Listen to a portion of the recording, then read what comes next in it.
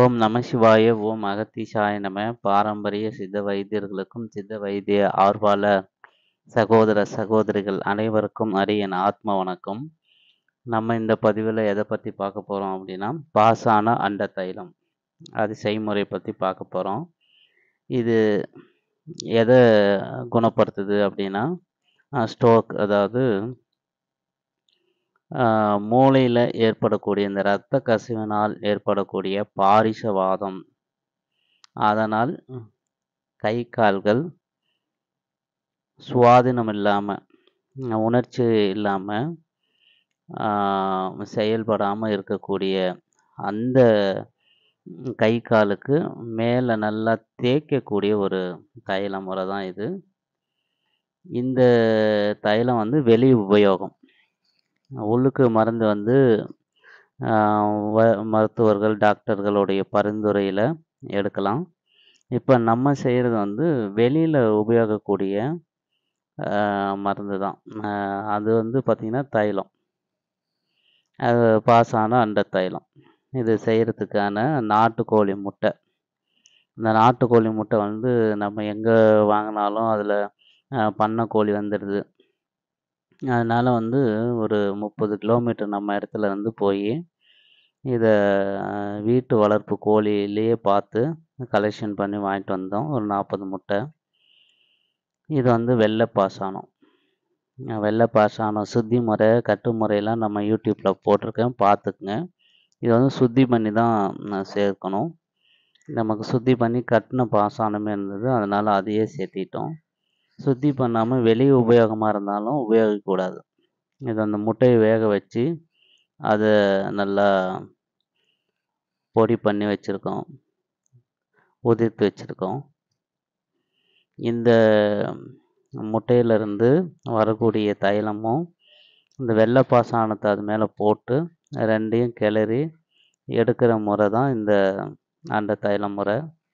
இது பிடிவாத தைல வகுப்பு அப்படின்னு சொல்லி நம்ம கன்னுசாமி பிள்ளை அவருடைய சிகிச்சா ரத்னா தீபம்ங்கிற நூலிலிருந்து பதிவிடப்படுது.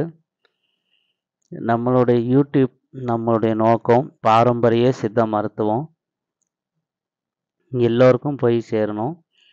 எல்லா வைத்தியர்களும் இன்னும் மேலும் பெரிய மருந்துகளை அவர்களாகவே செய்யணும்னு பதிவேற்றம் பண்ணுறது தான். அதனால் இந்த மாதிரி பாசானம் தைல வகைகள் எல்லாம் வைத்தியருங்க மட்டும்தான் செய்யணும். பொதுமக்கள் யாரும் யூடியூப் பார்த்துட்டு செய்யக்கூடாது. அது உங்களுக்கு பின்விளைவுகளை கொடுத்துரும், தெரியாமல் செய்யக்கூடாது. இப்போ நம்ம இந்த தைலத்தை நல்லா முட்டையுடைய மஞ்சள் கருவு கருகிற வரையிலும் வறுக்கணும். வறுத்த பிறகு அதில் எண்ணெய் கசிகிற சமயத்தில் நம்ம ஏற்கனவே அரைச்சி வச்சிருந்த அந்த வெள்ளை பாசானத்தை கொஞ்சம் கொஞ்சமாக போடணும்.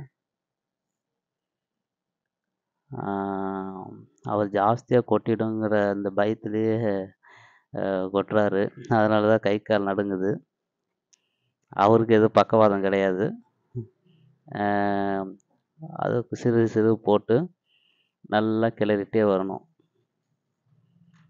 கிளறிட்டே இந்த தைலம் பதம் வரும்போது நம்ம அடுப்பை ஆஃப் பண்ணிடலாம். அடுப்பை ஆஃப் பண்ணிட்டு இந்த கரண்டி, ஜல்லி கரண்டிலே ஏன்னா நல்லா ஓரளவுக்கு முட்டையெல்லாம் கருகுனா தான் உங்களுக்கு தைலம் இறங்கும். அது வரையிலும் இறங்காது. ஆனால் ஒரே சீராக வச்சுக்கணும், கம்மியாக வச்சுக்கணும். அந்த திப்பி அழுத்தி பிடிச்சோம்னா அந்த தைலம் இறங்கும். அதை மொண்டு நம்ம பாத்திரத்தில் பத்திரப்படுத்திக்கணும். இதுதான் அந்த தைலம். இதை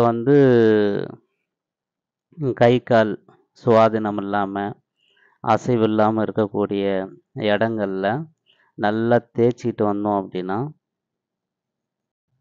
ஒரு வாரத்தில் அந்த கை கால் அசைவு இல்லாமல் இருக்கிற கை கால் அசைவு ஏற்பட்டு சரியாகும் அப்படின்னு நம்ம நூல் ஆதாரத்தில் சொல்கிறாங்க.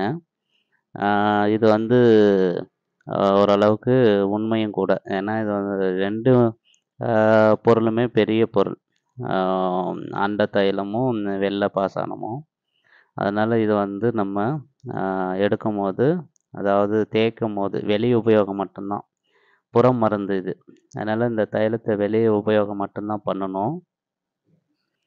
பிரயோகித்து நலம் பெறுங்க. எல்லா சித்த வைத்தியர்களும் இதை செஞ்சு கொடுத்து அவங்க வாடிக்கையாளர்கிட்ட பேரும் புகழும் அடையணும்னு அகத்திய பெருமானை வேண்டி வாழ்த்துறேன். நம்ம யூடியூப்பில் இது போல் வரக்கூடிய நாட்களில் இன்னும் பெரிய மருந்துகள் பதிவிட இருக்கிறோம். எல்லோரும் சப்ஸ்கிரைப் செய்து உங்கள் நண்பர்களுக்கும் பகிருங்க, கருத்துக்களை தெரியப்படுத்துங்க. இதுவரை பொறுமையாக பார்த்த அனைவருக்கும் எமது மனமார்ந்த நன்றி. ஓம் நம சிவாய. ஓம் அகத்தீசாய நம.